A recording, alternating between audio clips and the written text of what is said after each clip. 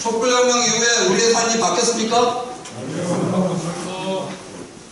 더 퍽퍽하진 않습니까? 촛불혁명을 했는데 왜 세상이 바뀌지 않는 걸까요? 혁명까지 했는데 왜 우리의 삶은 나아지지 않는 겁니까? 정치혁명을 했으면 경제혁명도 해서 우리의 삶이 바뀌는 혁명을 해야 그게 진정한 혁명이라고 생각하는데 동의하십니까? 예. 우리 삶을 바꾸는 혁명을 하기 위해서 우리가 다 같이 화두로 들어야 될 게 자산재분배라고 생각합니다. 자산재분배를 다른 말로 하게 되면 재산을 재분배하자. 재산재분배. 그리고 부의 재분배. 부잣집 할 때 부 있지 않습니까? 그 부를 재분배해야 되지 않나 라고 하는 게 저는 화두라고 생각합니다. 역사적으로 살펴보면 1945년도에 저희가 식민지에서 해방이 되었는데 5년 후인 1950년에 한국전쟁을 하고 그리고 10년 후인 1960년에 4.19 혁명을 했는데 그 1년 후에 박정희가 5.16 군사쿠데타를 일으켜서 장기 집권을 해가지고 자그마치 18년 동안 하다가 김정일 총에 맞아 죽고 민주화가 이루어질 줄 알았더니 다시 박정희의 후예인 전두환 노태우가 12.12 군사쿠데타를 일으키고 1980년에 강주에서 학살을 자행하고 정권을 잡지 않았습니까? 그래서 우리 국민들이 참지 못하고 7년 후인 1987년도에 6.25항쟁을 일으켰으나 정권 교체를 하지 못하고 노태우, 김영삼 10년을 보내다가 IMF 사태를 맞고 역사상 최초의 정권 교체를 이루어서 김대중 노무현 정부 10년을 보냈으나 다시 엎어치기 당해가지고 이명박 박근혜 9년 보내다가 또 못 참고 저희가 촛불혁명을 일으켰습니다. 이게 지난 70년 동안의 우리 역사예요. 우리 국민들이 승리한 건 이렇게 4번 있어요. 그 중에 혁명이 2번 있습니다. 4.19 혁명과 촛불혁명. 87년도 6.25항쟁은 혁명이라고 하지 않아요. 왜 혁명이라고 하지 않냐?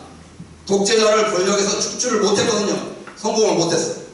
4.19 혁명이나 촛불혁명은 이승만과 박근혜를 다 군자에서 축출하지 않았습니까? 그래서 혁명이라고 하는 겁니다. 자, 저희가 식민지에서 해방이 됐어요. 그럼 뭘 해야 되죠? 과거의 적폐를 청산하고 사회 대격을 해서 우리 국민들의 삶을 바꿔야 돼요. 그렇지 않습니까? 그래서 나라를 바로 세우고 과거에 잘못된 것을 바로 잡아야 돼요. 나라를 세운다라고 하는 걸 뭐라고 하냐? 법으로는 헌법을 만든다라고 합니다. 헌법을. 그래서 헌법을 만듭니다. 자, 헌법을 만들었으면 이제 과거에 잘못된 것을 바로잡아야 되는데 당시에 우리 국민들의 90%가 농민들이었는데 다 일제놈들에 의해서 땅을 빼앗기고 지주놈들한테 땅을 빼앗겨가지고 다 소작농이지 않았습니까? 그 농민들한테 땅을 나눠줘야 된다 라고 해가지고 당시에 북 같은 경우에는 무상으로 몰수를 해가지고 무상으로 농민들한테 분배를 했어요. 농민들이 좋아했겠습니까? 안 했겠습니까? 좋아했죠. 어마어마하게 좋아했죠. 평생의 꿈인 땅 한 평, 내 논 한 평을 가질 수 있게 된 거예요. 그때 처음으로. 그러자 남쪽에서도 농지개혁을 해야 되는데 지주놈들이 반발을 해. 그러니까 무상으로 몰수를 하지 못하고 유상으로 돈을 주고 몰수를 해서 유상으로 분배를 했습니다. 이걸 유상몰수, 유상분배라고 해요. 그렇게 해서 토지를 농민들한테 돌려주게 된 겁니다. 식민지에서 해방됐으면 그런 정도는 해야죠. 그렇죠? 네. 자, 4.19 혁명이 났습니다. 4.19 혁명이 나면 제일 먼저 뭘 하냐? 헌법을 개정을 합니다. 3차 개헌을 해가지고 이승만 같은 독재자가 나올 수 없도록 당시에 내각제로 개헌을 했습니다. 정치를 바꿨으면 또 경제를 바꿔야 될 거 아닙니까? 그래가지고 이승만 정권 시작에 부정축제를 한 놈들을 처벌을 하고 그들이 부정축제한 재산들을 몰수를 해야 되는데 우리나라 법이 신기하게도 어떠한 법이 딱 만들어지면 그 법을 제정한 이후부터만 적용이 되지 그 법을 제정하기 이전의 범죄에 대해서는 적용이 안 돼요. 이걸 어려운 말로 소급 입법 금지라고 해요. 과거의 범죄를 처벌할 수가 없어요. 그래가지고 이승만 정권에 부역했던 놈들을 다 처벌하려고 법원에 갔더니 법원에서 다 무죄 판결을 해버립니다. 그러면 어떻게 해야 됩니까? 법원에서 그렇게 판결했으니까 그냥 인정해야 됩니까? 국민들이 분노를 해가지고 무슨 말도 안 되는 얘기를 하냐면 법으로 부정축제자들을 처벌할 수 없으면 차라리 헌법을 바꾸자라고 해가지고 4차 개헌을 합니다. 4차 개헌을 해서 소급 입법이 다 뭔 말이다냐, 과거의 범죄자들과 부정축제한 재산들을 다 환수하자라고 해가지고 개헌을 해서 혁명재판부를 만들고 혁명검찰부를 만들어가지고 당시의 부정축제자들을 잘 처벌하려고 합니다. 그리고 그 부정축제한 재산들을 다 환수하려고 해요. 이렇게 되니까 기득권 세력들이 어떻게 했겠어요? 엄청 반발했겠죠? 그 반발하는 틈을 타고 박정희가 5.16 군사 쿠데타를 일으킨 겁니다. 아셨습니까? 네. 자, 87년도에 6월 항쟁이 됐어요. 6월 항쟁이 됐으면 제일 먼저 뭐 하죠? 헌법을 바꿉니다. 9차 개헌을 해요. 당시에 여야가 타협해가지고 6월 항쟁은 성공하지 못했기 때문에 여야가 타협해서 헌법을 바꾸는데 당시에 전두환, 박정희 같은 경우가 다 체육관 선거를 하지 않았습니까? 이걸 국민들이 직접 뽑는 직선제로 바꿉니다. 정치를 바꾸면 그 다음에 뭘 바꿔야 돼요? 경제를 바꿔야 됩니다. 그래서 이때 개헌을 하면서 헌법 제119조 2항이 거기에 처음으로 들어갔습니다. 헌법 제119조 2항 한번 읽어보도록 하겠습니다. 국가는 균형 있는 국민경제의 성장 및 안정과 적정한 소득의 분배를 유지하고 시장의 지배와 경제력의 남용을 방지하며 경제 주체 간의 조화를 통한 경제 민주화를 위하여 경제에 관한 규제와 조정할 수 있다 라고 해서 이 경제 민주화 조항이 처음으로 헌법에 들어갑니다.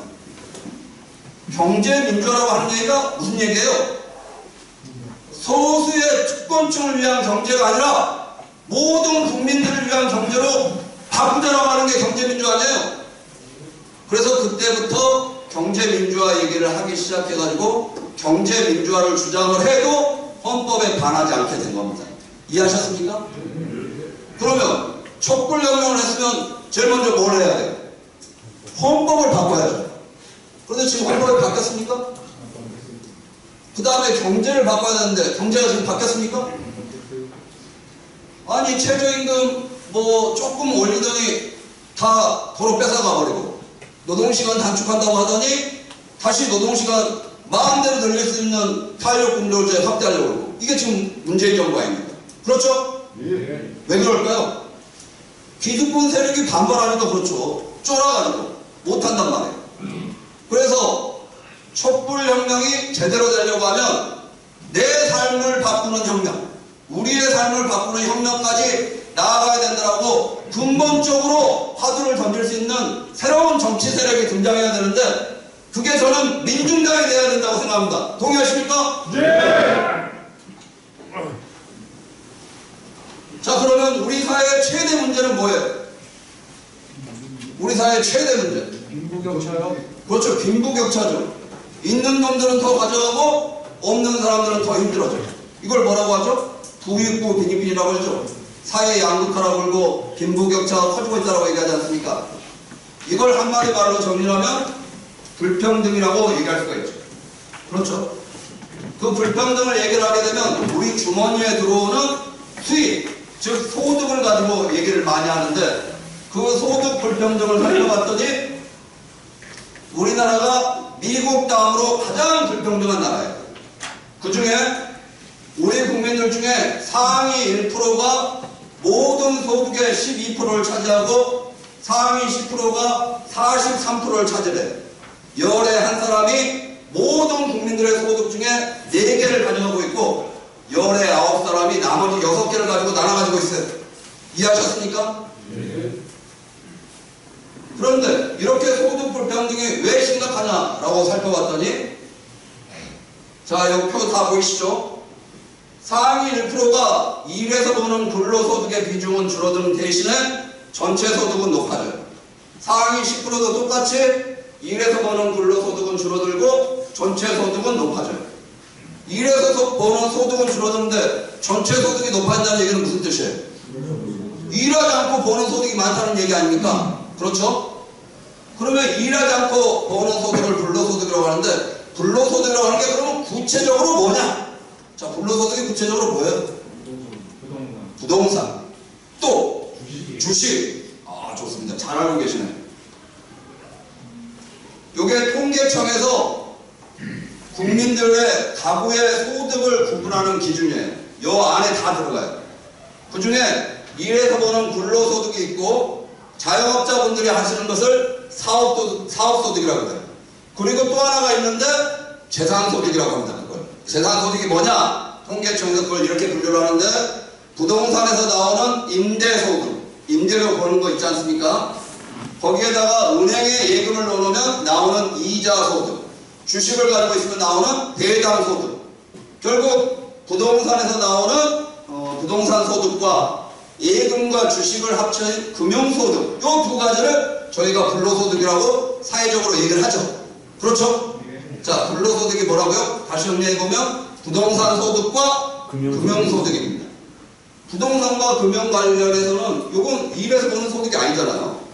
그런데 이런 소득의 격차가 결국 발생하는 이유는 그 원천인 부동산과 예금과 주식을 얼마나 많이 가지고 있느냐에 따라서 달라지는 거죠. 그렇지 않습니까? 바로 이때 부동산과 금융 요 두 가지를 합쳐서 우리가 자산이라고 합니다. 다른 말로 하면 재산이라고 해요.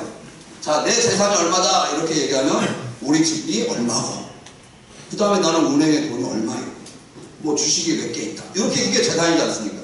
그렇죠? 그걸 재산이라고 하는 겁니다. 다른 말로는 자산. 그거 외에 나머지는 우리 같은 사람들은 이제 자동차를 대부분 이제 재산으로 가지고 있고, 상위 1%의 재벌 이상이 되면 그 사람들은 자동차가 중심이 아니라 그림을 많이 가지고 있습니다. 그림 아세요? 예술작품? 네, 몇백억 시간은 예술작품들을 가지고 있어요. 화랑을 많이 운영하죠, 재벌들은 다. 그것을 제외하면 다 재산이라고 하게 되면, 또는 자산이라고 하게 되면 부동산과 금융을 얘기를 해요. 자, 그래서 그 자산, 부동산 현황을 살펴봤더니, 자, 부동산은 뭐예요? 부동산. 이걸 말로 하라고 하면 좀 쉽지가 않으시죠? 부동산. 그거 알긴 하겠는데 말로 하니까 좀 쉽지 않죠. 부동산은 법정 용어로 얘기하면 토지와 그 부속 건축물을 부동산이라고 해요. 다른 말로 하게 되면 토지와 주택 또는 토지와 건물이죠. 요걸 합쳐서 부동산이라고 하거든요. 자, 그래서 부동산, 그 중에서 토지를 먼저 살펴봤더니 이게 2017년 기준으로 해서 토지 소유 현황이에요. 그 중에 민유지라고 하는 건 개인이 가지고 있는 땅인데 전 국토의 51%, 국공유지라고 하는 건 정부와 지방자치단체가 가지고 있는 땅인데 33% 정도. 법인은 뭐예요? 법인은 기업이죠. 예, 기업이 가지고 있는 땅이 약 7%, 비법인들이 가지고 있는 게 8.7%인데 비법인은 뭐냐? 예를 들어 문중 땅 이렇게 얘기하는 거 있지 않습니까? 이런 게 이제 비법인이에요. 그러면 여기서 중요한 걸 잘 보시면 국공유지가 지금 얼마라고요? 30% 정도예요. 그럼 나머지 70%는 개인이나 기업이나 단체가 가지고 있는 거죠? 그러면 저기서 말하는 국공유지라고 하는 건 뭐예요? 결국 산이에요. 산. 또는 뭐 그린벨트로 묶여있는 땅, 뭐 이런 거 있지 않습니까? 이런 거. 그래서 국가가 지금 소유하고 있는 땅이 얼마 안 되고 다 개인이나 기업이, 단체가 가지고 있다는 거예요. 요걸 그래서 이제 소유 현황을 살펴보면 개인이 얼마를 가지고 있냐, 그리고 기업이 얼마를 가지고 있냐, 이걸 살펴봤더니, 자, 개인. 자, 나는 땅을 한 평이라도 가지고 있다, 내 이름으로. 손 한번 들어보세요. 한 분, 두 분, 세 분. 세 분밖에 안 계십니까? 땅을 한 평이라도 내 명의로 가지고 계시면 우리 국민들의 32% 안에 들어가신 분입니다. 나머지 68%는 땅이 단 한 평도 없으세요.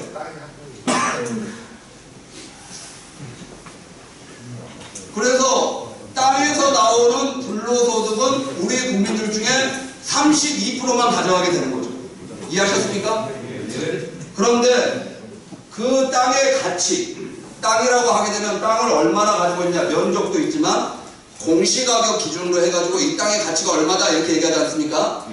그 땅의 가치를 봤더니 상위 1%가 50%를 가져가고 있고 상위 10%가 85%를 가져가고 있어요. 결국 상위 10% 안에 들어야만 나는 좀 땅을 가지고 있는 사람이다 라고 하는 거고, 상위 11%부터 32%는 그냥 본인 명의로 조금 있으신 거죠. 격차가 또 거기서 더 커요. 지난 50년 동안 땅값이 떨어졌다는 얘기 들어보신 적 있으세요? 없으시죠? 왜 땅값은 계속 올라가는 걸까요? 땅값이 계속 올라가면 땅을 가지고 있는 사람들이 그 불로소득으로 다 차지를 하게 되는 거예요. 근데 지난 50년 동안 땅값이 자그마치 6,700조나 상승을 했어요. 이제 기업을 보겠습니다.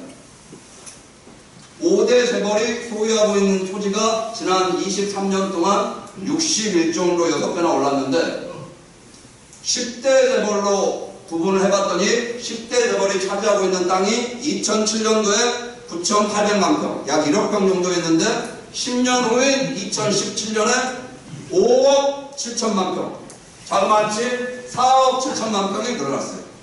지금 10대 재벌이 가지고 있는 5억 7천만 평, 워낙 숫자가 크니까 감당이 안 되죠? 어느 정도 크기인지. 그게 여의도 면적의 650배예요. 650배. 어마어마한 땅을 10대 재벌들이 가지고 있어요. 그 땅 가격만 해가지고 여기 공시가격 기준이에요. 시가가 아니야. 공시가격 기준으로만 해서 385조가 넘어가고 있습니다. 일단 385조 이렇게 줬다니 얘기하면 지금 숫자 개념이 거의 들어오지 않으시죠? 우리나라 비정규직 노동자들이 1,000만 명 있지 않습니까? 그렇죠? 그 1,000만 명한테 10만 원씩 나눠주면 1조예요. 100만 원씩 나눠주면 10조. 1,000만 원씩 나눠주면 얼마죠? 100조. 그러면 385조면 어떻게 됩니까? 야, 여기서는 이제 계산이 빠르시면 그런 정도의 엄청난 규모예요.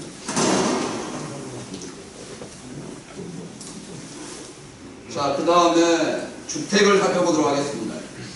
우리나라 주택 보급률이 지금 얼마나 되는지 혹시 아세요? 예, 100%가 훨씬 넘어갔죠?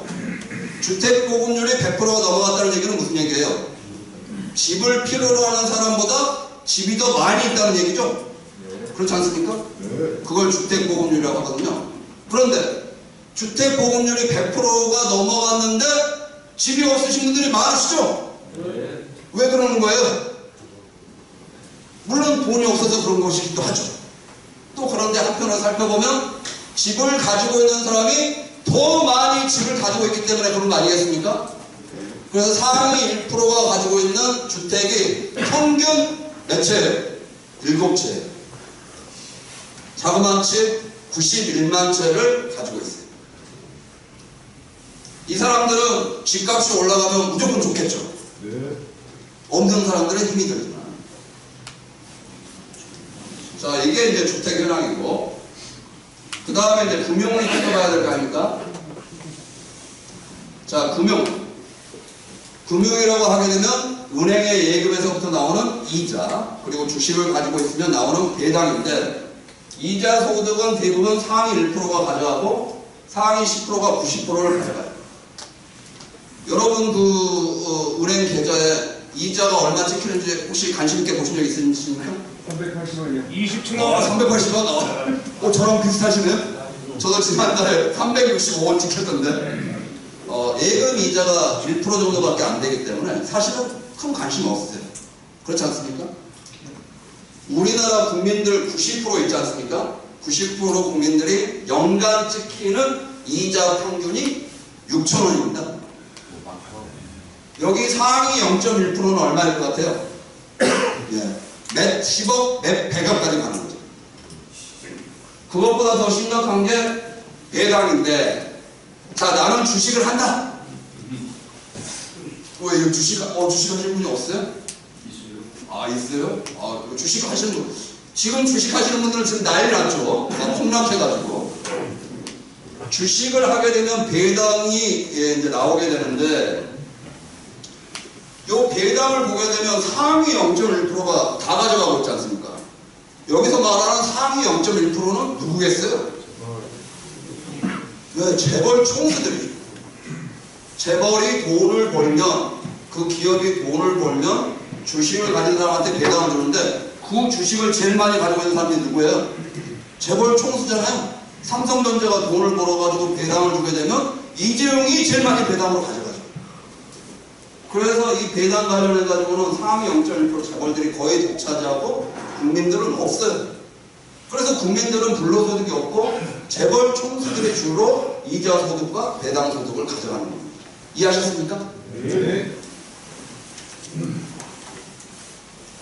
그래서 살펴봤더니 요 경실련에서 발표한 건데 월급쟁이 가구가 1년에 저축하는 돈이 1,050만 원이라고 했더라고요. 1,050만 원 저축하십니까? 근데 어쨌든 간에 평균 그렇다라고 계산을 했고 상위 1%가 1년에 벌어가는 불로소득을 봤더니 33억 정도 되는데 요걸 월급쟁이가 벌려고 하면 자그만치 318년이 걸리더라. 내가 벌고 내 자식이 벌고 자식의 자식이 벌고 자식의 자식의 자식이 벌고 그 다음 때까지 5대가 벌어도 요 불로소득 격차를 해소하기가 어려운 구조로 되어 있다는 겁니다. 이해하셨죠? 그래서 소득 불평등의 원인을 살펴봤더니 소득 불평등의 진정한 원인은 그 원천이 되고 있는 부동산과 금융, 이 자산 불평등에서 시작이 되더라. 그래서 소득 불평등보다 훨씬 심각한 게 부의 불평등이고 자산 불평등이고 재산 불평등인데 우리 국민이 가지고 있는 모든 재산 중에 상위 1%가 25%를 차지하고 있고 상위 10%가 자그만치 70%를 차지하고 있어서 열에 한 사람이 모든 국민이 가진 재산 중에 7개를 가져가 버리니 나머지 9사람은 정말로 힘이 드는 팍팍한 세상이 되고 있다고 하는 걸 통계로 보여주는 거죠. 다 알고 있는 내용이지만 그런데 그것보다 더 심각한 건 또 뭐냐? 이 부의 불평등이 어떻게 돼요? 자식들한테 대물림돼요. 자, 나는 상속세를 내봤다. 상속세 내보신 분 없어요? 자, 상속이라고 살아계실 때 하는 걸 뭐라고 하죠? 증여라고 하고 돌아가시면서 하는 걸 상속이라고 하는데 우리나라에 상속세가 있어요. 그분이 살아계실 때 축적한 재산은 사회적으로 모든 국민들이 하면서 형성된 자산이기 때문에 돌아가시고 나서는 자식들한테 주는 것도 있지만 사회적으로 환수를 해야 된다라고 해가지고 상속세를 주는데 그 상속세를 계산을 하게 될 때 실제 상속을 해주는 금액이 있고 거기서 정부가 공제를 해주는 금액이 있고 그걸 빼고 나서 그 다음에 세금을 매기는 거거든요. 근데 이 공제를 해주는 게 뭐가 있냐라고 해서 일괄공제라고 하는 게 있는데 기초공제 2억에 인적공제 3억 해가지고 5억까지는 상속세를 단 한 푼도 안 내세요. 이해하셨습니까? 거기에다가 배우자 공제라고 하는 게 있어요. 제가 배우자 공제라고 하니까 배우자가 누구냐고 물어보시는데 남편이 돌아가시면 아내, 아내가 돌아가시면 남편분이 배우자이시죠. 요 배우자 공제가 최대 30억이에요. 그렇기 때문에 그 30억 가까이는 상속세를 단 한 푼도 안 내세요. 그래서 실제로 상속세를 내시는 분들 같은 경우는 최소한 상속액이 10억 이상은 넘어가셔야 그때부터 몇백 원이라도 돼요. 그래서 작년 같은 경우에도 상속세를 낸 사람이 상속을 받은 사람 중에서 1, 2%밖에 안 돼요. 한 8,000명 정도. 그래서 상속세를 내면 그래도 좀 괜찮게 살았구나 라고 하게 되는 겁니다. 그래서 상위 1%의 상속액이 37억인데 여기 잘 보이실지 모르겠다. 피상속인 98%는 평균 1억이 안 됩니다. 이제 저 같은 경우에는 상속을 포기했죠. 왜? 이제 잘 아시는구나. 네. 빚이 있으신 분들은 또 상속을 포기를 해야 돼요. 자, 그런데 제가 일괄공제랑 배우자 공제만 얘기를 했는데 그러면 재벌 총수들이나 중소기업 사장들이 자기의 기업을 자식들한테 물려주는 경우에 그 금액이 어마어마하지 않습니까? 그럼 상속세를 많이 내야 될 것 같잖아요. 그렇죠? 네. 그래서 재벌들이 또 민원을 넣습니다. 아니 가업을 물려주고 싶은데 상속세를 계속 그렇게 매기면 어떻게 가업을 물려주냐. 그래서 정부에서 그걸 해결해 줍니다. 가업 상속 공제라고 하는 게 있어요. 가업 상속 공제. 가업 상속 공제가 금액이 얼마냐? 혹시 아시는 분? 네. 우와, 박수 한번 주십시오. 이야, 대단하시죠. 야, 동영상을 보셨군요. 예, 가업 상속 공제가 자그마치 500억. 500억까지는 세금을 한 푼도 안 냅니다. 그래서 재벌들이나 중소기업 같은 경우에는 다 자식들한테 물려줄 수 있어요. 그럼에도 불구하고 상속세를 조금이나마 이제 내려고 하다 보니까 그것 때문에 삼성전자 경영권이 넘어갈 것 같아서 삼성의 이재용이 자기 아버지가 죽었는지 살았는지도 모르는데 아무튼 살아있다라고 얘기를 하면서 불법 편법으로 삼성물산과 제일모직, 삼성바이오로직스 합병을 하면서 삼성전자를 지배하려고 했잖아. 그런데 그게 쉽지 않으니까 박근혜한테 로비하고 최순실의 딸한테 말 사줘가지고 국민연금공단을 동원해서 국민 쌍짓돈으로 그 합병을 성사시킨 게 지난 최순실 국정농단 상황에서 벌어진 거잖아요. 다 기억하고 계셨구나. 재벌들이 그렇게 온갖 불법 편법을 동원해서 부의 대물림을 하고 있다는 얘기죠. 그러자 이제 태어날 때부터 이제 신분이 결정이 되죠. 부모를 누구를 만나느냐에 따라서. 근데 부모를 자식들이 선택할 수는 없잖아요. 그러면서 이제 요즘 청년들이 하는 얘기가 우리는 흑수저로 태어났는데 재벌들은 금수저를 물고 태어났구나. 이렇게 얘기를 하는 거죠. 그렇죠. 근데 이 금수저 위에 진정한 수저가 하나 더 있다는 거 아닙니까? 그게 뭐냐? 다이아몬드 수저입니다. 다이아몬드 수저. 재벌 총수들은 다이아몬드를 입에 물고 태어나요. 그래서 재벌 총수들의 자산이 얼마인지를 봤더니 삼성 이건희가 14조, 아모레 퍼시픽의 서경대가 7조 등등 해서 다 2조가 넘어요. 그런데 이 사람들이 부를 어떻게 쌓아 올렸냐라고 봤더니 가업승계, 가업승계, 가업승계, 가업승계, 가업승계. 자수성 가한 사람이 2명이 있더라고요. 자수성 가한 사람이 자식들한테 가업을 물려주면 뭐가 되죠? 그렇죠. 가업승계가 되는 거죠. 그렇게 해서 세습으로. 사실 재벌들은 다 3세 세습 뭐 이렇게 하면서 지금 부를 쌓아 올린 거잖아요. 그렇죠? 그것만 한 게 아니라 재벌 총수들이 국회에 나와가지고 청문회에 선 게 딱 2번 있어요. 87년도 6월 항쟁 끝나고 나서 88년도 총선에서 여자대 국회가 되면서 5공화국 청문회를 해가지고 정경유착을 뿌리 뽑고 부정부패를 청산하자고 해서 재벌 총수들 다 세웁니다. 그리고 촛불혁명이 나오고 나서 2016년에 정경유착을 뿌리 뽑고 부정부패를 뿌리 뽑자라고 해가지고 최순실 국정농단 청문회에 재벌 총수들을 세워요. 요 사람들을 살펴봤더니 88년도에 나왔던 이건희의 아들 이재용이 나왔고, 최종현의 아들 최태원이 나왔고, 정주영의 아들 정몽구가 나왔고, 신격호의 아들 신동빈, 구장현의 아들 구본무, 조중훈의 아들 조양호가 나왔어요. 결국 아버지나 자식이나 다 정경유착하고 부정부패로 재벌이 됐다는 얘기 아니에요? 그렇죠? 이게 우리 재벌들이 돈을 쌓아 올리는 방식이었다는 거예요. 권력과 유착이 되어서 온갖 특혜를 받고 국민들로서는 누릴 수 없는 온갖 가지 부를 독차지하면서 우리 사회에 지배 세력이 되어 있다는 거예요.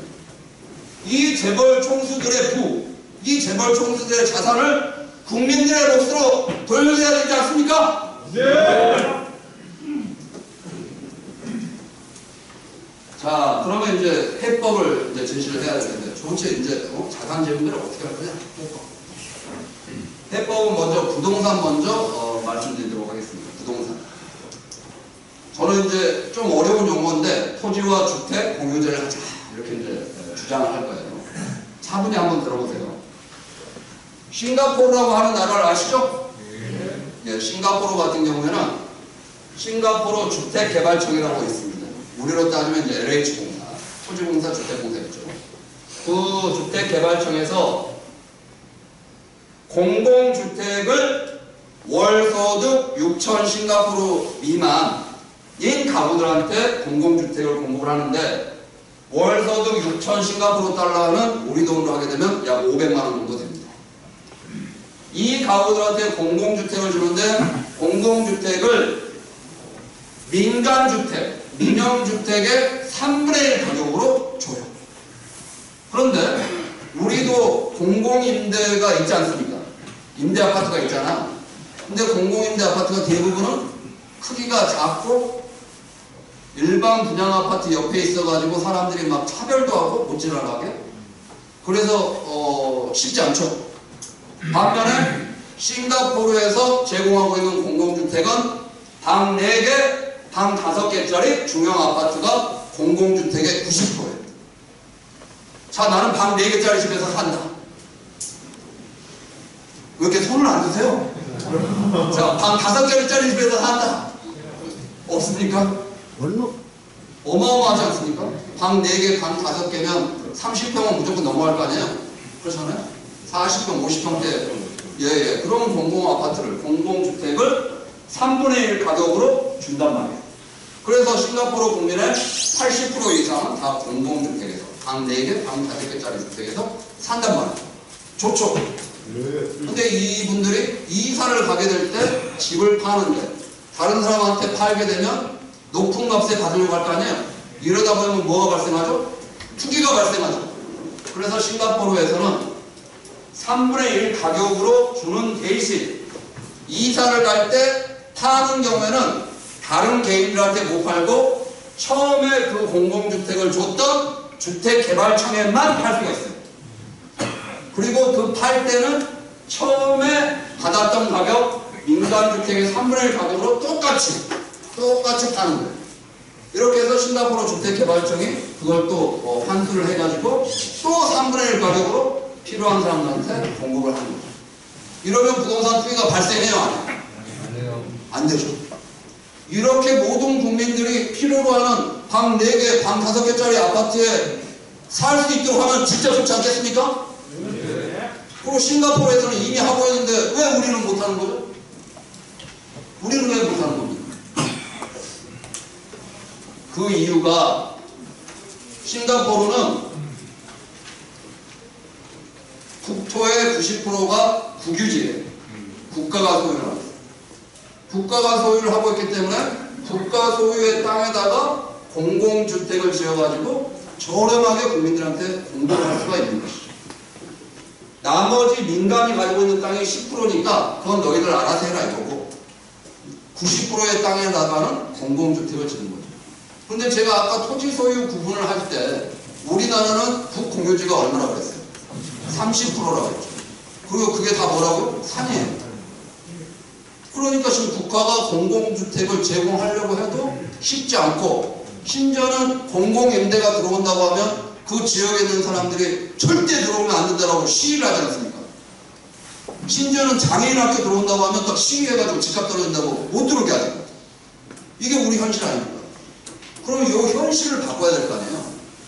그래서 저는 국가가 개인과 기업이 소유하고 있는 땅을 향후 30년 동안 계속해서 사들여가지고 그걸 우리 국민들이 살기 좋은 공공주택을 제공하면 좋겠다 라고 생각하는데 동의하십니까?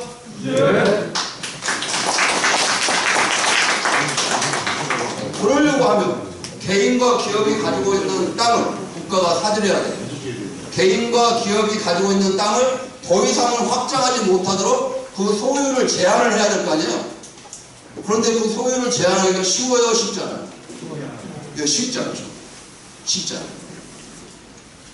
그래서 뭔가 사례가 있어야 될 텐데 라고 하다가 제가 찾아보니까 사례가 있더라고요. 언제 있냐? 저 양반이 누구예요? 예, 노태우. 노태우가 역대 정부 중에 부동산 투기를 잡은 유일한 정부입니다. 신기하게. 왜 그랬냐? 이놈들이 정통성이 없지 않습니까? 권력을 잡았는데 정통성이 없다 보니까 권력을 잡은 후에 국민들의 환심을 사기 위해서 국민들을 위한 좋은 정책을 취해요. 역설적으로. 이게 우리 한국 정치의 역설이에요. 민주당이 정권을 잡으면 본인들이 정통성이 있다고 생각해서 보수 세력들의 눈치를 보고 찔끔한 개혁만 하는 반면에 얘들은 정통성이 없기 때문에 국민의 한심을 사기 위해서 더 좋은 적극적인 정책을 해왔던 것이 지금까지의 역설이에요. 이해하셨어요? 네. 당시에 부동산 투기가 일어나니까 노태우가 법을 3개를 만듭니다. 개인당 200평 이상을 갖지 못하도록 택지 소유 상한제를 도입하자. 좋아요, 안 좋아요? 토지 초과 이득세를 부과하자. 가만히 있는 땅이 가격이 올라가면 거기다가 세금을 세게 매겨가지고 다 환수하자라고 하는 게 토지 초과 이득세입니다. 개발이익 환수제라고 해서 재개발을 하거나 재건축을 하게 되면 원주민들은 쫓겨나지만 시행사라든지 조합 쪽은 돈을 벌잖아요. 그렇게 해서 버는 개발이익을 다시 환수하자라고 해서 요 3가지 법안을 만들어가지고 시행을 했어요. 그러자 기득권 세력들이 어떻게 했겠어요? 반발하죠. 반발해가지고 무슨 초법적 조치냐라고 얘기하니까 당시에 노태우 정부에 뭐라고 얘기했냐면 토지는 한정된 자원으로 우리 국민들 모두가 함께 누려야 될 공공재이다 라고 하면서 토지는 모두의 것이어야 된다 라고 해서 토지 공개념을 제창을 했어요. 그 우리가 지금 얘기하고 있는 이 토지 공개념이 그때 나온 얘기입니다. 이해하셨어요? 네. 그래서 토지를 다 국유화할 수 있으면 좋지만 국유화를 못하더라도 공공이 모두 쓸 수 있도록 하자라고 하는 게 토지 공개념입니다. 그렇게 노태우가 얘기하니까 기득권 세력이 예 알았습니다 라고 했겠습니까? 반발하죠. 반발하면 어디로 가는지 아십니까? 이거 위헌이다, 재산권 침해다 라고 해가지고 헌법재판소로 갔어요. 헌법재판소에서 어떻게 됐을 것 같습니까? 200평이 너무 낮다, 위헌, 이렇게 위헌 판결을 났어요. 토지 초과 이득세 아직 실현되지 않는 이익에다가 무슨 세금을 매긴다는 거냐? 위헌 해가지고 요 2개가 위헌 판결이 났어요. 그래서 지금 못하고 있는 거예요. 헌법재판소는 저것에 대해서 왜 위헌 판결을 했을까요? 그렇죠. 헌법재판소에 있으신 분들도 상황이 이렇게 부자들이시거든. 그분들이 보기에 한 개인이 200평을 넘어가지 못하도록 하는 건 너무 심하다라고 그분들은 보시는 거지. 200평이면 어마어마한 땅 아닙니까? 그래서 저는 지금과 같이 부동산 불평등이 심각한 상황에서는 토지 공개념을 다시 부활하자라고 주장하는데 동의하십니까? 네. 이미 역사적인 사례도 있는데 해야 되는 거 아니겠습니까? 두 번째로는 기업이 가지고 있는 건데 기업이 땅이 왜 필요해요? 공장 지으려고? 그게 아니지 않습니까? 땅값이 계속 올라가니까 안전자산이죠, 기업 입장에서도. 그래서 비업무용 부동산이 많아요. 그래서 이 비업무용 부동산을 제한을 해야 되는데 이것도 유일한 사례가 이때밖에 없더라고요. 노태우가 1990년 5월 8일날 5.8 조치를 해가지고 재벌 총수들을 불러서 비업무용 부동산을 자진해서 매각해라 라고 했더니 재벌 총수들이 앞에서는 알겠습니다 라고 얘기하는데 뒤에서는 했겠어요, 안 했겠어요? 예, 안 했습니다. 안 하죠? 그래 안 해? 라고 하면서 정부에서 비업무용 부동산을 강제로 매각시키고 신규 취득을 금지를 시켰어요. 거기에다가 비업무용 부동산을 가지고 있으면 세금을 세게 매기는 중과세를 했습니다. 그러자 어떻게 됐어요?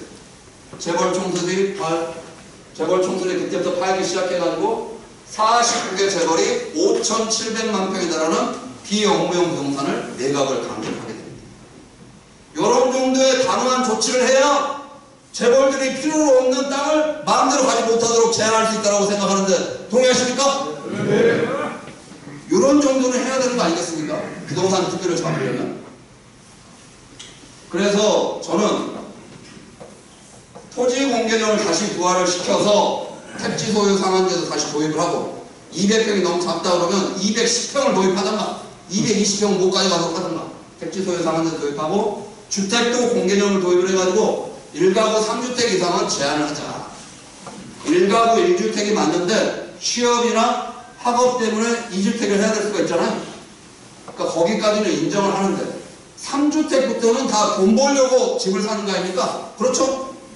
그래서 3주택을 가지고 있으면 그때부터 해마다 부담금을 세게 매기고 한 3년 정도 지났을 때까지도 그 집을 팔지 않으면 정부에서 공시가격 기준으로 해서 그 주택을 매입하는 거죠.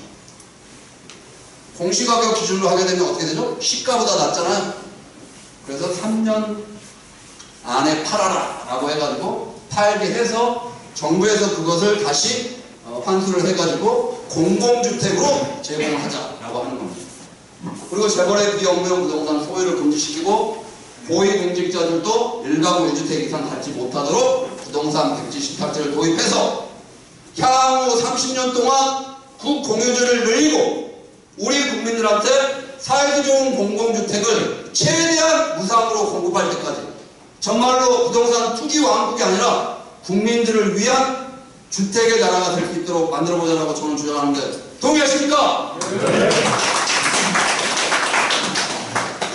그러면 무상주택이 가능한 사례가 있습니다. 지금 수원시가 다자녀 거부들한테 무상으로 공공임대주택을 주고 있어요. 거기에다가 제주시 같은 경우에는 청년들한테 무상으로 공공임대주택을 주고 있습니다. 근데 무상주택이 가능해요. 재원이 필요할 뿐인 거죠. 그렇지 않습니까? 그 재원을 아까 여기서 마련해가지고 하자는 겁니다.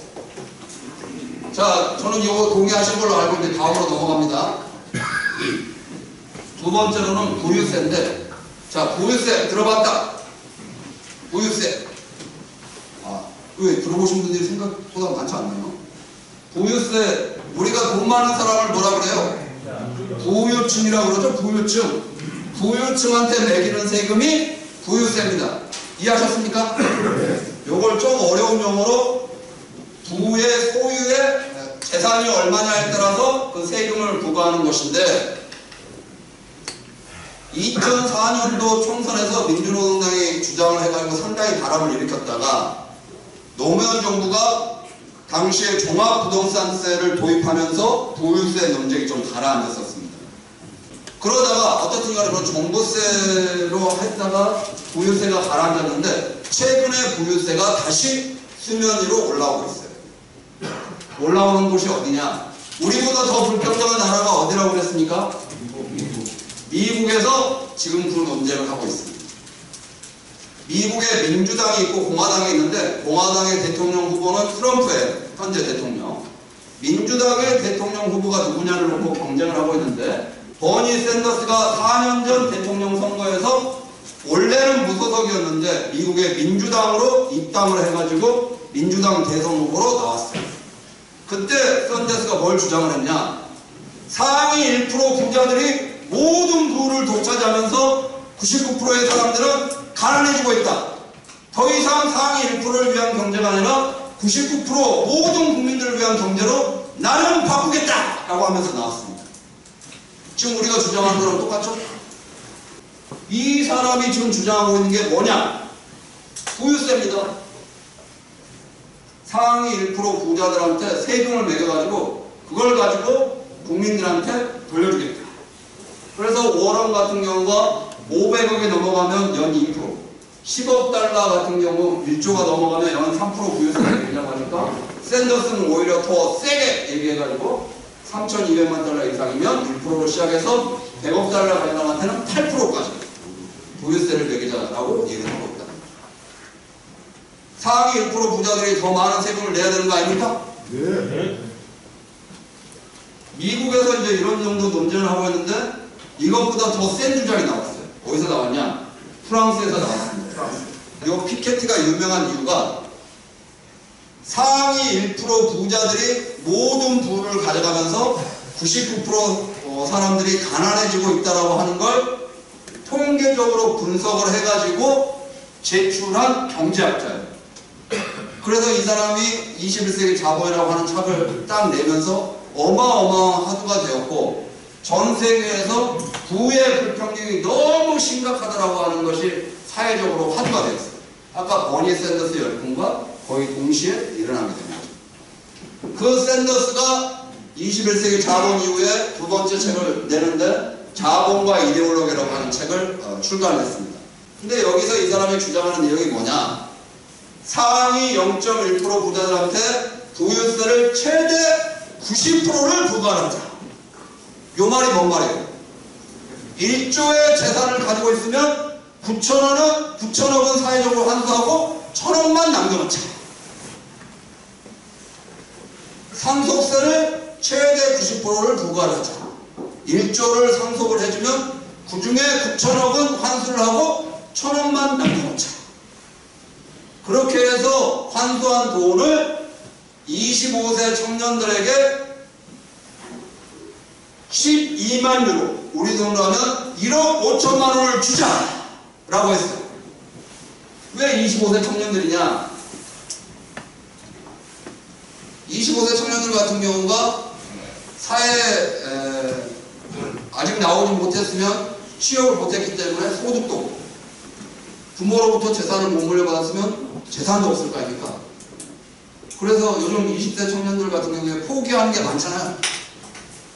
사회 공동체의 일원으로서 행복한 삶을 누릴 수 있도록 기본 재산을 마련해 주자. 기본 자산을 마련해 주자. 그걸 1억 5천만 원을 주자라고 했는데 동의하십니까? 요게 포켓이가 주장한 건데, 그렇게 주장한 이유는 뭐냐? 불평등은 경제 문제가 아니고 이념과 정치의 문제다. 애초부터 경제가 불평등해서 불평등한 게 아니라 정치가 그것을 바로잡아가지고 자산을 재분배할 수 있으면 모두가 평등하게 잘 살 수가 있는데 그러지 않았던 게 문제다 라고 지적을 하면서 부유세 최대 90%, 상속세 최대 90%로 국민들한테 기본 재산을 마련해 주자라고 하는 설계를 한 거예요. 저는 진짜 끝내준다고 생각해요. 그러면 이게 사회주의냐? 이거 사회주의 아닙니다. 사회주의는 과거에 사회주의를 주창했던 마르스 같은 경우에는 1,000억을 남겨주자는 얘기를 한 적이 없어요. 사적 소유를 다 폐지하자고 그랬지. 근데 이거 1,000억을 남겨주는 거지 않습니까? 그렇죠? 그래서 자산이 불평등한 걸 줄이는 것이죠. 거기다가 또 하나 특징적인 주장을 했는데, 어떤 주주도 한 기업에 의결권 있는 주식의 10% 초과 소유를 금지하자. 자, 기업이 삼성전자가 이재용 것이 맞습니까? 우리 노동자가 일을 하고 국민들이 투자를 해서 이익이 나는 거잖아요. 근데 왜 삼성전자는 이재용 거죠? 이재용이 다 지배를 하잖아요. LG는 지배하는 사람도 있고 현대도 지배하는 사람이 있어요. 왜 국민들 것이 아니에요? 특정한 개인이 기업을 지배하지 못하도록 하고 사회적으로 소유를 하자라고 하는 주장을 하는 것이죠. 원래 그래야 되는 거 아닙니까? 기업이라고 하는 게 특정한 개인의 소유가 돼야 되는 건가요? 노동자와 국민들 없이 기업이라고 하는 게 존재할 수 있습니까? 이런 근본적인 질문을 던지더라고 하는 겁니다. 우리도 이런 상상을 한 번쯤 해볼 만하죠. 그렇지 않나요? 네, 요거 부유세를 주장하려고 보니까 1년 전에 2019년 3월에 리얼미터 여론조사 결과인데 부유세를 도입해야 되냐라고 물어봤더니 국민들의 지금 뭐라고 얘기하죠? 67%가 찬성한다고 나왔어요. 67%. 이런 여론조사를 했다는 거 모르고 계시죠? 네. 그래서 부유세 세게 주장하는 70%의 표를 얻을 수 있다는 거예요. 그렇지 않나요? 과감하게 주장하시라. 그래서 재벌 총수에게 부유세를 최대 90% 부과하고 상속세도 최대 90% 부과해서 20세 청년들한테 우리도 기본자산 1억 정도를 제공하자. 그리고 대학도 무상교육으로 하자. 좋습니까? 예. 유럽은 이미 독일이나 프랑스는 대학까지 다 무상교육이잖아요. 미국이랑 우리가 비슷해가지고 미국도 돈 많은 사람들만 로스쿨이라든지 의료 전문 대학원을 가요. 조국 딸이 그렇게 가려다가 편법 불법 하다가 지금 걸린 거 아닙니까? 그렇죠? 네. 대학을 무상 교육을 해서 개천에서 용나는 신화를 다시 만들어 봐야죠. 공부하고 싶은 사람들은 마음껏 공부할 수 있도록 해줘야 되지 않겠습니까? 그렇죠? 네. 거기까지 가보자 라고 하는 겁니다. 제가 얘기할 때마다 다 동의해 주시니까 진짜 다 동의하시는 거죠? 네. 자, 마지막으로 사내 유보금 관련해서 이제 말씀드리겠습니다.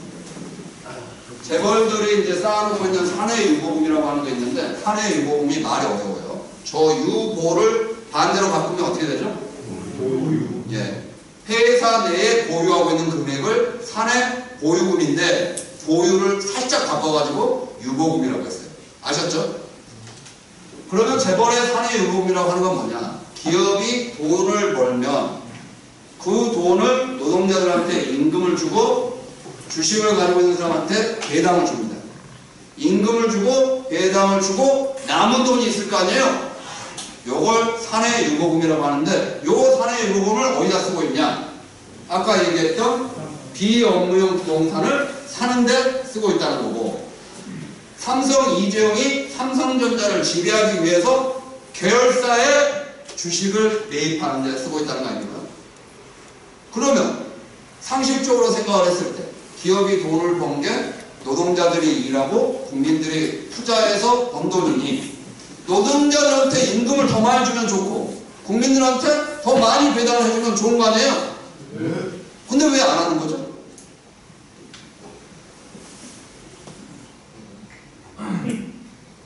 그러면 그렇게 해서 재벌들이 쌓아놓은 사내 유보금이 얼마냐?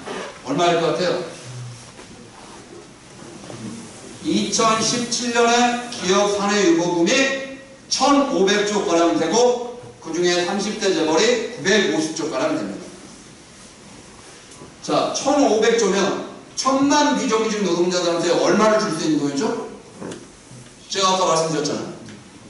1억 5천만 원을 줄 수 있는 돈이죠. 1,000만 비정규직 노동자들. 그렇게 많은 돈을 재벌이 회사 내에 쌓아놓고 있다는 거예요. 반면에 가계 부채도 지금 1,500조가 됐어요. 2019년. 우리 같은 사람들은 부채가 쌓여갈 때 재벌들은 곳간에 돈이 쌓여갔다는 얘기죠. 그렇잖아요? 이런 걸 불평등이라고 하는 거예요. 그러면 재벌이 회사 내에 쌓아놓고 있는 그 사내 유보금을 환수를 해가지고 비정규직을 정규직으로 만들거나 청년 실업을 해소할 수 있는데 쓸 수 있으면 최고로 좋은 거 아닙니까? 그러면 환수를 해야 되는데, 환수한다는 게 뭐예요? 세금으로 가져와야 되지 않습니까? 근데 가져올 방법이 만만치가 않아요. 원래는 2001년도까지 재벌의 사내 유보금에 대해서 세금을 세게 매겼는데 2001년도에 폐지를 합니다. 폐지를 하고 나서 지금 재벌 사내 유보금이 이렇게 쌓였는데, 민주노총을 비롯해서 우리가 재벌 사내 유보금 환수 운동을 하니까 놀랍게도 박근혜 정권 시기에 기업 소득 환류 세제라고 하는 걸 만듭니다. 그런데 이게 3년 일몰제예요. 일몰이라고 하는 게 뭐냐? 3년이 지나면 그 법이 자동으로 없어집니다. 그래서 2017년에 없어지고 나서 문재인 정부 들어서고 나서 그 이름을 바꿔가지고 투자 상생 협력 촉진 세제라고 하는 걸 만드는데, 이것도 3년 일몰제예요. 그래서 올해 2020년이 되는 올해 이게 끝나요. 그러면 이제 또 재벌 사내 유보금에 대해서 세금을 매길 수 있는 장치도 없어져. 그런데 문제는 기업소득 환류 세제니 투자 상생 협력 촉진 세제니 다 처음 들어보시죠? 네. 왜 처음 들어보실까요? 요게 재벌들한테 부담이 되었으면 재벌들이 언론에 내고 어마어마하게 막 깠을 거 아니에요? 까면 우리 국민들이 다 알았을 거야. 이런 게 있다는 거. 근데 재벌들이 이런 게 있어도 아무 얘기를 안 해버려. 그러니까 우리 국민들이 모르죠. 그 말은 무슨 얘기예요? 이 법이 실효성이 없다는 거예요. 이렇게 해서 걷는 돈이 5천억 정도인가 밖에 안 돼요. 차라리 기업이 내는 법인세를 올리는 게 더 나을 수도 있어요. 심지어는 기업의 소득이 3천억을 초과하는 삼성전자 같은 경우에는 아예 해당도 안 돼. 이런 세제. 그래 이런 식으로 해가지고는 재벌 사내유보금을 환수할 수 없다. 차라리 재벌 사내유보금 환수법을 만들어가지고 50% 정도 세금을 확 땡겨와서 그 돈으로 비정규직을 정규직화 하는 데 쓰자라고 저는 주장하는데 동의하십니까? 예.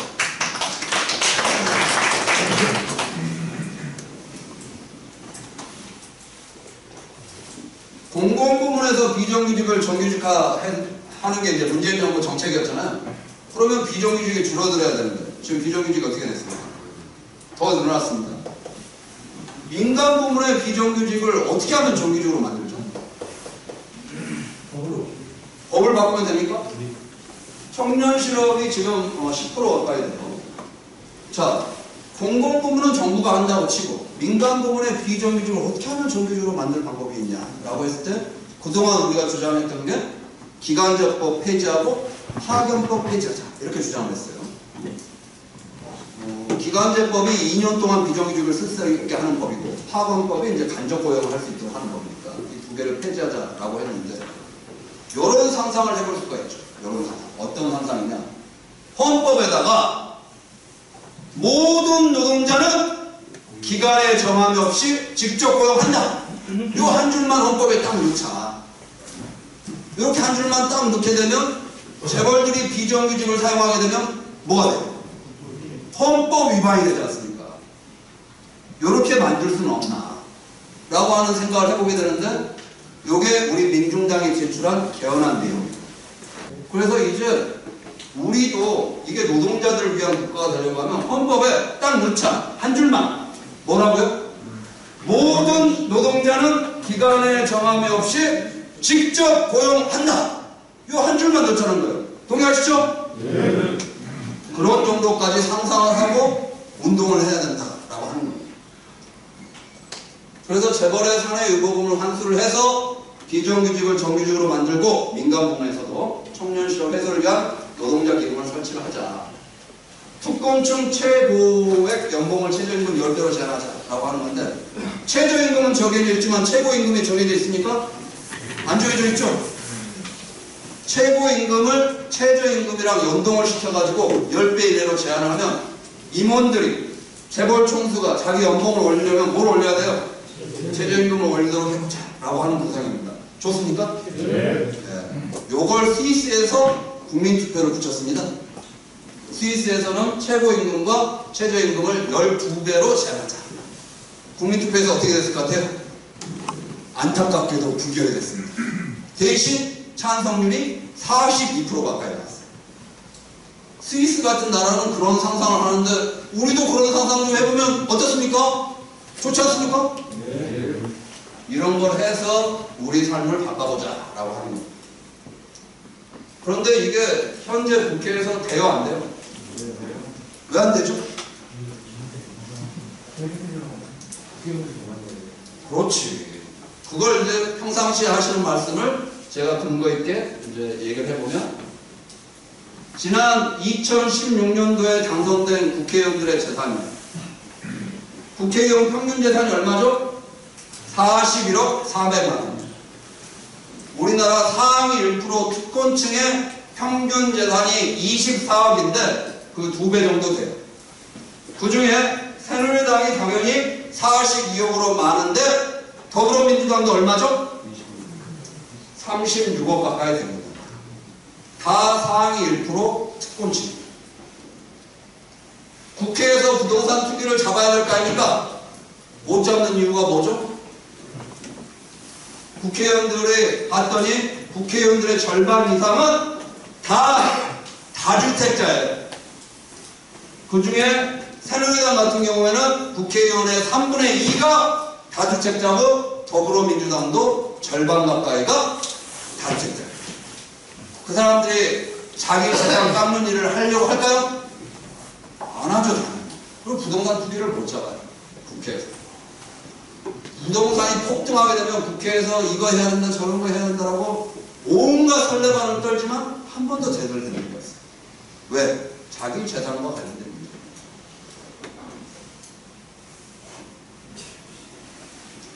자, 국회의원들의 직업을 살펴봤습니다. 직업을 살펴봤더니 고위공직자가 20%고 정당 정치인이 16%고 법조인이 15%고 교수들이 15%고 그 다음에 기업인들이 5%고 그래요. 자, 저기에 노동자가 있습니까? 우리나라 유권자가 4천만 명인데 그 중에 임금 근로자가 2천만 명이에요. 민주주의 국가라고 하면 300명 국회의원 중에 150명은 노동자 국회의원이 돼야 돼요. 그렇지 않습니까? 그게 민주주의지 않습니까? 그 중에 절반은 또 비정규직 노동자들을 대표하는 국회의원들이 돼야 되겠죠. 그런데 현실은 그렇게 돼야 안 돼요. 안 돼요. 다 상위 1%의 특권층에 해당되는 사람입니다. 좀 더 정확하게 얘기하면 자영업자와 고위공무원들이 하는 거죠. 전문직 자영업자와 고위공무원들이 하는 거죠. 그래서 단 한 명이라도 노동자가 국회에 들어가는 게 필요하고 상위 1% 특권층 국회에 파일을 내는 게 중요하다고 생각합니다. 자, 민중당의 비례대표 후보들이죠. 1번이 누구죠? 학교 규정인 노동자 김혜정후, 2번이 농민 김영호, 3번이 청년 성섭, 4번이 우리 대강고 이상규 대표까지. 자, 이분들의 국회에 들어가면 상위 1% 특권층 국회에 파일을 낼 수 있겠죠? 네. 그럼 어떻게 해야 돼요? 3%를 얻어야 돼요. 2.99999%면 돼요, 안 돼요? 안 됩니다. 잘 알고 계시는구나. 반드시 3%야 돼요. 3%부터만 예정돼요. 그래서 3%가 되면 우리 노동자, 농민, 청년들이 국회에 들어가서 상위 1% 특권층 국회에 시원하게 파일을 내면서 향후 30년 동안 한국 사회를 근본적으로 바꿔가지고 99% 국민들이 행복한 나라를 만들겠다.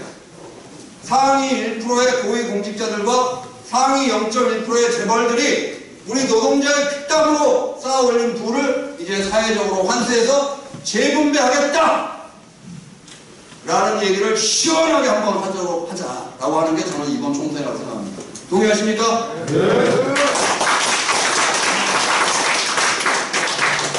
네, 시원하게 동의해 주시니까 저도 한 맛이 나네요. 자, 이상으로 마치도록 하겠습니다. 감사합니다.